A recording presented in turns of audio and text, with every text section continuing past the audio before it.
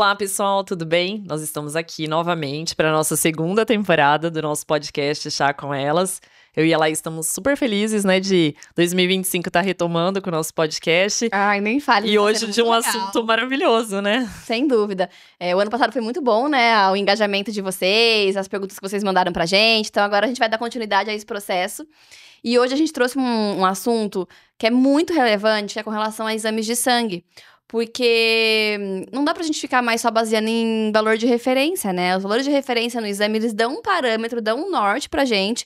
Mas mesmo assim, a gente tem que ir além dessa análise. Então é sobre isso que a gente vai discutir hoje. Exato, né? Acho que o exame laboratorial, ele é mais um parâmetro que a gente avalia dentro da clínica, né? Eu costumo falar que a clínica é sempre soberana.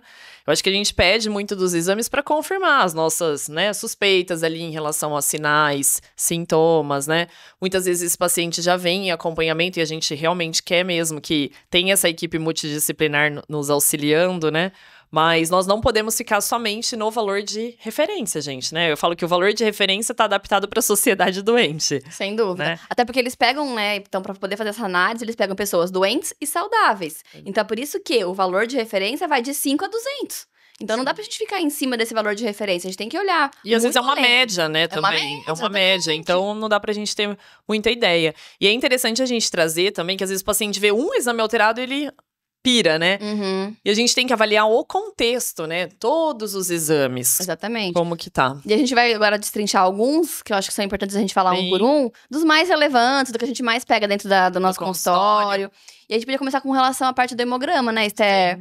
O hemograma, basicamente, né, gente, se a gente for olhar, tem a série vermelha E a série branca, que seriam as células de defesa. De imunidade, De imunidade, né? Então, como que tá nas células brancas, os meus leucócitos, que são as minhas células de defesa, né? Eu costumo olhar muito os eosinófilos, que podem nos falar sobre alergia, intolerância, alguma incompatibilidade alimentar. Também pode ser uma questão, às vezes, parasitológica. Quando a gente fala o eosinófilos e os pouco mais basófilos, tem uma relação com parasitas, né? Exato. Então, acho que é legal a gente observar isso, porque hoje em dia se fala muito com relação a fazer desparasitação. Mas muitas vezes a pessoa faz um exame de sangue para poder ver verme, não dá no exame, né? Exato. No sentido do exame das fezes, que seja, mas pode estar mostrando no hemograma. É muito difícil também a gente pegar teste ali, né, de fezes positivo, né? Exatamente. Quantos exames de fezes eu preciso para que realmente venha positivo, né? Sem dúvida. Então não quer dizer que venha negativo que o paciente não apresente parasitas, E né? às vezes no hemograma também, quando a gente pensa nos eosinófilos, né, nessa parte de imunidade, também a gente consegue analisar como é que tá a hidratação, né, desse paciente. Porque no hemograma é muito legal que a gente consegue ver se esse paciente está hidratado ou não, se as células estão hidratadas ou não. Sim. Né? Porque é muito comum a gente achar que tá tomando boa água, ou até achar que a gente tá consumindo uma quantidade boa de água, mas não tá o suficiente para nossas células, né? E às vezes até ali pelo próprio hemograma, né, a gente consegue ver os eritrócitos, a hemoglobina, né? Se é um paciente que tem uma deficiência de B12, uma Exato. deficiência de ferro, a gente já consegue identificar só ali pelo um simples hemograma, né? Que às vezes o paciente tem recente, né? Exatamente. Então é muito legal porque a gente consegue já fazer várias análises. Então, por exemplo, As correlações também, né? relacionar. Então, se a gente tá conseguindo ver no hemograma que tá uma queda de B12 e a pessoa tá reclamando de falta de memória, a gente já pode associar que realmente a B12 dele não tá tão interessante. Às vezes ali vem, né, por exemplo, uma macrocitose, que a célula tá maior, que é um indício de deficiência de B12. E aí, se a gente tem mais um exame de B12 confirmando isso, por isso que a gente fala, né, não é só um exame, é o conjunto de exames, mas sempre trabalhando com a clínica associada. Pra mim, a clínica é sempre soberana, Pra né? mim também. Às vezes ali o exame tá lindo e maravilhoso, né?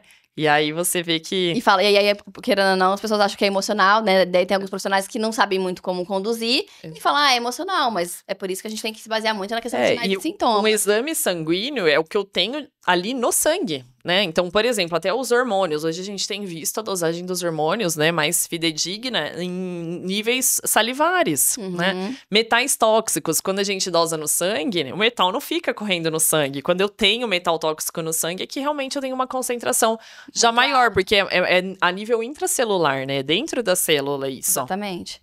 E aí, falando um pouquinho com relação a B12, acho que é bom a gente já começar, né? Já falando um pouquinho do hemograma, a gente fala um pouquinho com relação a B12. A B12 ela é muito importante para essa parte mesmo de neurotransmissores, né, Esther? A parte de serotonina, dopamina, a parte de memória. Cognição. Quando o paciente está muito cansado, muito fadigado, né? Uma das principais vitaminas que a gente percebe a queda, né? E é interessante porque a B12 é uma das únicas vitaminas que ela absorve a nível de estômago, né? Então, os pacientes que estão em uso aí dos prazóis a longo prazo, que tem desbiose de boca, estômago ali, né, duodeno, são pacientes que tendem a ter essa B12 um pouco mais baixa. Pacientes bariátricos também, né? Então, sempre é algo que a gente precisa ter muita atenção. E a principal fonte da B12 são as carnes vermelhas, né? Então, a gente fica muito alerta sempre, né? Os pacientes veganos, vegetarianos, porque normalmente é uma vitamina que a gente precisa fazer a suplementação. Sem dúvida. E aí, quando a gente olha o valor de referência de uma B12, tá lá, quando a pessoa olha lá e tá lá 300. Nossa, tá ótima a minha B12. Tá excelente, 300. Mas eu gosto de uma B12 de no mínimo 600. No mínimo, né? Próximo, um nível ideal seria próximo a 1.000, Exatamente. né? E o valor de referência hoje a gente tem visto em 100 e pouco até 600, 700, e aí tá né? 300, acho que tá ótimo, né? E o paciente apresentando sintomas, né? Por isso que a análise dos sinais e sintomas e essa consulta integrativa, frente a também os problemas de saúde que o paciente desenvolve, é importante, né? E aí, trazendo, né, eu avalio muito também a homocisteína, que é um marcador inflamatório, né, que fala muito sobre a parte do fígado, a metilação, e normalmente pacientes que têm um nível de homocisteína aumentado, é legal a gente fazer também a suplementação não só da B12, mas do complexo B também de forma metilado, ativado, né? É interessante falar isso, porque às vezes a gente comenta com o paciente, nossa, sua B12 tá ruim, né? Ah, não, mas eu tomo B12, eu já tomei B12, né? Só que às vezes não toma na forma como a vitamina tá pronta para o corpo absorver, né? Então, a melhor forma, na minha opinião, né, é a B12, na forma metilcobalamina, né? Veículo sublingual seria uma maneira melhor, mas muitas vezes a gente faz associação em cápsulas sem problema nenhum, vai depender muito da necessidade de cada paciente, mas a gente sempre precisa ter, eu acho que isso também é interessante a gente trazer hoje, né, Laís? Não é só o exame e a suplementação, é como a gente também vai fazer essa suplementação, porque eu acho que hoje o maior problema que a gente tem na clínica os pacientes, eles vêm muito suplementado. Só que aquilo, o meu corpo, ele tá preparado para toda essa suplementação, né? E trazendo até dos episódios anteriores que a gente trouxe, né? A base tá boa para poder receber, né? Se a desbiose tá controlada, porque senão não vai conseguir absorver. Eu posso dar a melhor fórmula de vitaminas para esse paciente, que não vai adiantar nada, né? Eu tô desintoxicada, eu desinflamei esse corpo, eu preparei esse sistema gástrico, intestinal. Exatamente.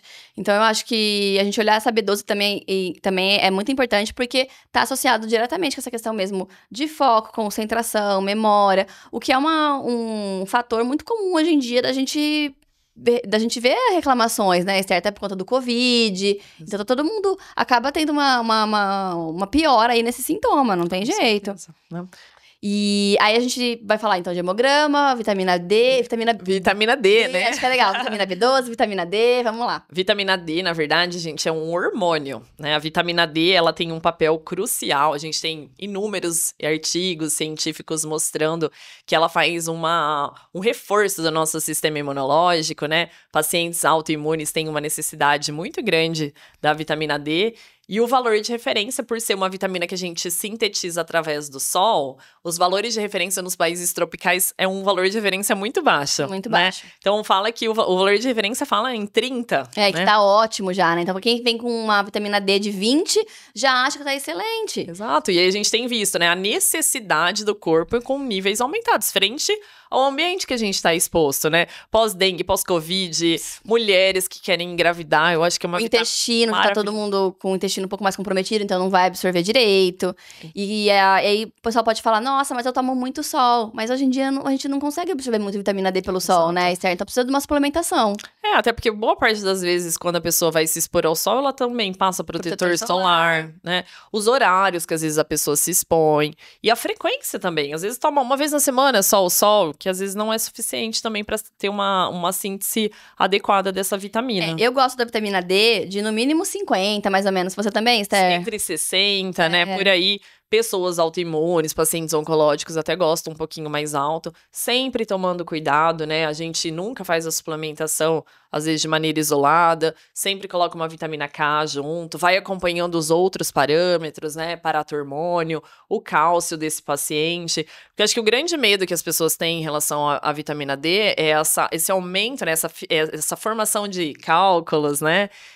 Mas a gente fazendo o controle e sabendo trabalhar, a gente não tem risco nenhum, muito pelo contrário, a gente só vai ter benefício. E colocar também do jeito certo, né? Então, por exemplo, é legal pôr a vitamina D junto com algum tipo de gordura, porque assim vai ajudar a melhorar a absorção, né? Por ela ser uma vitamina oleosa, gente, né? Então, a forma também que essa vitamina, né? É legal também trazer isso, né? A forma como essa vitamina foi colocada também vai fazer com que esse corpo aumente ou não a absorção. Exatamente, porque senão fica dando murro e ponta de faca, né? Daí a pessoa tá tomando por muitos meses, a vitamina D não tá subindo, e muitas vezes pode ser por conta disso, porque não tá num ambiente oleoso, porque não colocou uma K2 junto. Exato, né? Eu gosto de associar sempre a D e K, que eu acho que as vitaminas lipossolúveis ali, todas oleosas, então a gente já coloca num veículo legal, né? Às vezes um óleo de coco, um azeite, né? Um TCM, vai depender da necessidade desse paciente, mas é super interessante, né? A gente pode fazer em gotas, em cápsulas gelatinosas, né? Tem também aqueles filmes hoje em dia, né? Óleo dispersíveis também, que ajudam bastante paciente idoso, criança, né? É bem legal. Quando a gente pensa no diabetes mesmo, não dá pra gente só olhar a glicemia, né, Esther? Só na glicemia de jejum, muitas vezes, né? Ai, minha glicemia de jejum deu mais que 100, Esther, tô assustado. Mas aí a gente pede, por exemplo, a hemoglobina glicada, né? A hemoglobina é a célula vermelha, a glicada é a que leva a glicose. Ela tem um tempo de ação, um tempo de meia-vida, que a gente fala, próximo a 3 meses. Então, quando a gente avalia a glicada, a gente tem uma noção ali naquele período de mais ou menos 3 meses, como que tá a glicemia desse paciente, né? Exato. Que aí é um parâmetro mais fiel do que, às vezes, a glicemia só de jejum, que às vezes o paciente comeu um doce no dia anterior, comeu muito carboidrato. Então, por isso que a gente fala, não é um único parâmetro que a gente vai avaliar, é o contexto. E aí, muitas vezes, esse paciente, ele não tem uma diabetes, uma pré-diabetes, mas ele tem a resistência insulínica que está relacionada ao hormônio, que também é uma coisa que bloqueia pra caramba o processo de emagrecimento. Exatamente. Então, quando a gente pensa no diabetes mesmo, não dá pra gente só olhar a glicemia, né, Esther? A gente tem que olhar a hemoglobina glicada, que é um fator super importante, tem que olhar a insulina, tem que olhar o HOMA-IR. Exatamente. Então, é legal porque não é só um valor que vai diagnosticar se a pessoa tá ou não diabética, ou enfim. E é interessante também, porque eu falo assim, ninguém vai ter os exames perfeitos, né? E é sempre aquela comparação, eu comigo mesma. Como eu estava 1 ano atrás. Exato, né? Então, qual é o meu acompanhamento? Qual é o meu histórico? Né? Eu, por exemplo, eu tenho uma anemia talassêmica, que é uma anemia de origem genética, familiar. Né? Sou descendência italiana. Então, assim, o meu hemograma é um pouco bagunçado, né? Se eu levo, às vezes, para um médico, nossa, apavora. Mas o meu histórico e frente, né, aos problemas de saúde que eu tenho, eu venho acompanhando e vou tentando melhorar. Então, assim, eu acho que não se prendam apenas em um parâmetro, né? A ideia é a gente avaliar o todo como sempre. Um todo. Mas aí, falando um pouquinho com relação à insulina, eu gosto de uma insulina no máximo no valor de 8, mais ou menos. 10, estourando, né? E a gente pega hoje em dia 20, 22. 30, 40. Essa semana eu peguei no consultório uma menina de 13 anos com um valor de 23 de insulina. Então, assim, é óbvio que ela tá ganhando peso, é óbvio que ela não tá conseguindo emagrecer. É óbvio que tá impactando em toda a parte hormonal porque a insulina também é um hormônio, tá tudo conectado. E aí, quando a gente pensa na alimentação, se você for ver a alimentação dela, é cheia de açúcar, cheia de farinha. Então, o que a gente tem que fazer é realmente diminuir isso. E a gente pensa em insulina, é muito legal também a gente pensar como que tá sendo o nosso jantar à noite. Porque um consumo muito alto de farinha branca à noite piora demais a nossa insulina. Sim. Então, é legal a gente olhar esses parâmetros, porque daí a gente consegue associar a alimentação com os exames de sangue, com a rotina do paciente, né? E aí, aproveitando que a gente trouxe sobre a insulina, a tireoide também é uma coisa que chama bastante atenção, né? TSH, gente, também tem um valor de discrepância enorme, né? Um TSH, às vezes, ali que começa na referência em meio, vai até 5, dependendo do laboratório, né? E aí, avaliar, esse paciente tem sintomas relacionados à parte da tireoide, como é o T4, como é o T3. T3 reverso também é um valor super legal da gente pedir. Exato. Como que é ali, tem anticorpos positivados nessa tireoide, né? No sentido de um Hashimoto, de uma doença autoimune. Então, nunca um parâmetro sozinho. Exatamente. Vale a pena a gente olhar como um todo. E aí, quando a gente pensa na tireoide também, é legal a gente falar sobre a ferritina, né, Esther? Porque também é outro parâmetro que tá associado diretamente ao hipotiroidismo, por exemplo. Se uma ferritina tá muito baixa, a gente pode pensar num valor de hipotiroidismo. A gente vai fazer os links, vai olhar o TSH, vai olhar o T3, vai olhar o T4. O ferro é extremamente importante, né, pra tireoide funcionar adequadamente. Quando eu não tenho ferro suficiente, né, ferritina às vezes muito baixa, esse TSH, essa tireoide também começa a descompensar. E trazendo, né, até a respeito da ferritina, que eu acho que é um parâmetro maravilhoso da gente poder avaliar, quando tá muito, muito baixo, é que a gente tem realmente um estoque do ferro baixo, que é um marcador, às vezes, de um processo anêmico, né? E quando tá muito estourado, muito alto, é um indício também de processo inflamatório, às vezes intoxicações por metais, por solventes. Aí é o que a Laís trouxe, vamos avaliar o contexto. Exatamente. E eu gosto muito de uma ferritina de um valor de 70, mais 80, ou menos, 80. E hoje em dia tá sendo muito comum a gente pegar valores de 20, de 30. E aí, por estar no valor de referência, muitos profissionais acham que é normal e o paciente continua com sintomas, continua muito com queda de cansaço, cabelo, muita fadiga, né? cansaço, e aí não sabe de onde tá vindo. E aí, só de melhorar essa ferritina já dá uma boa melhorada, né? E o importante é sempre se questionar o porquê que esse exame tá baixo, né? Então, por que a minha ferritina é baixa? É porque eu não consumo ferro? Porque eu não fixo ferro? Ou mulheres também que menstruam demais. Podem problema perder hormonal, às vezes, né? Ou uma má absorção a nível de intestino também. Ou é por conta da questão parasitológica, muitas vezes. Então, além da gente identificar ali, a gente também tem que entender o porquê daquilo, pra gente conseguir corrigir, não simplesmente só repor. Exatamente. Até porque quando a gente pensa em ferro também tem uma relação com, às vezes, uma contaminação de metais pesados, né? Esteroalumínio, que compete com ferro. Sim. Então, a gente Chumbo também tem uma competição. A gente tem que olhar como um todo mesmo, né?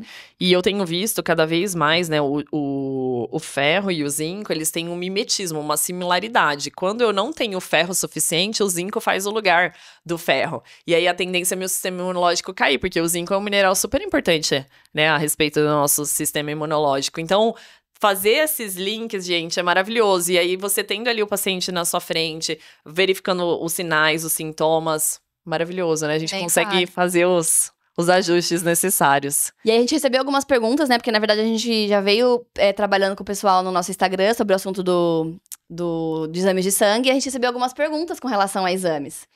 E aí, eu vou dando uma lidinha aqui e a Esther vai complementando comigo, tá, Esther? Então, vitamina B12 em 300. O médico disse que está normal. O que acham? Acabamos de falar. Exatamente. Então, a B12 é legal a gente encontrar uma B12 no mínimo 600 aí, que eu acho que é mais interessante. Mas esse valor de 300 tá no valor de referência. Por isso que a gente não pode se apegar a valor de referência. Qual o valor ideal para vocês de vitamina D? Entre pelo menos aí uns 60, 80, depende muito dos sintomas, da patologia do paciente, né? Exatamente. TSH em 5, me falaram que é normal. Mas mesmo assim, me sinto cansada. Aí é legal a gente avaliar os sintomas, né? Então, o que esse TSH de 5 tem ali de sintomas associados? É cansaço, é fadiga, é queda de cabelo, é um ganho de peso. Ganho de peso, né? Intestino desregulado, né? O que essa tireoide tá querendo mostrar? Porque muitas vezes essa tireoide também descompensa por um processo inflamatório. Essa tireoide pode descompensar, às vezes, pelo cortisol, né? Porque tá num nível ali de estresse muito grande. Eu gosto de um TSH no máximo 2,5. 2,5, 3, né? Que eu acho que é um valor legal. Então, realmente, se eu olhasse um TSH, um exame com valor de 5, eu já ficaria atenta e tentaria associar aí outros sintomas que a pessoa tá tendo e outros exames também, né, Esther? Exato. Meu cabelo não para de cair, quais exames posso solicitar? Cabelo, gente, é marcador de saúde. Onde cai cabelo é importante, né? Então, o cabelo, eu falo que é um acessório do corpo. Dá pra sobreviver sem cabelo. Então, o cabelo é a última coisa que, se sobrar, o corpo vai fazer. Então, assim, pensando em vitaminas e minerais, né? Como aqui o podcast é sobre exames laboratoriais, eu avaliaria muito o hemograma, o ferro, a ferritina, B12, níveis de vitamina D, de complexo B. E os exames da parte hormonal também, né? Tireoide. TSH, eu acho que é importante, né? A questão do tireoide. Então, eu acho que, no geral, seriam mais esses mesmo.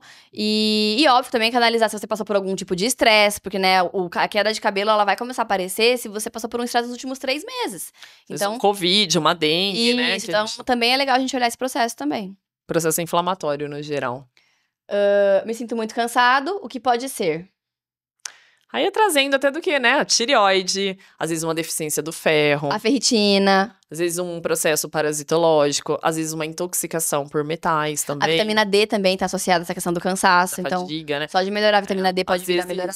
os pacientes com deficiência de vitamina D, eles apresentam até sintomas próximos a um processo depressivo, né? Então, às vezes, só da gente fazer o aporte dessas vitaminas, o paciente já dá uma boa recuperada, né? Exatamente. Estou com muitas sequelas do pós-Covid, quais exames verificar?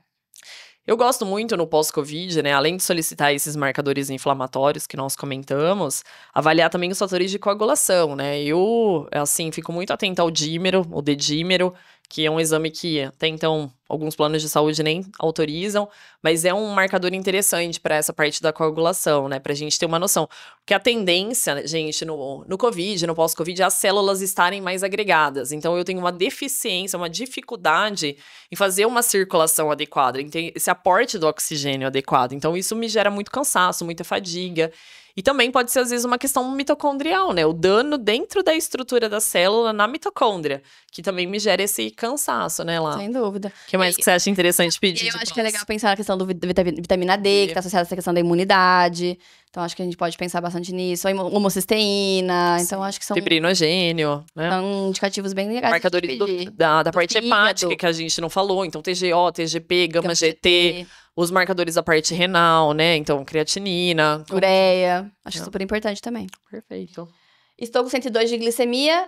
É diabetes? Aí é o que a gente falou, né? Então, não dá pra gente considerar isso diabético se a gente não olhar a sua hemoglobina glicada. A hemoglobina glicada é um parâmetro que vai ver os seus 3 últimos meses. Já a glicemia, realmente é o que a Esther falou. Você pode ter comido ontem um lanche ou um alimento que fez um pico de insulina e que vai ter uma alteração nessa sua glicemia. Então, é muito mais importante olhar outros parâmetros associados. Então, associar a hemoglobina glicada, associar a insulina. Você vê, né? Para a questão das gestantes, a glicemia de corte ali para pré-diabetes é mais baixa, inclusive, às vezes só por um parâmetro eles fecham um diagnóstico, né?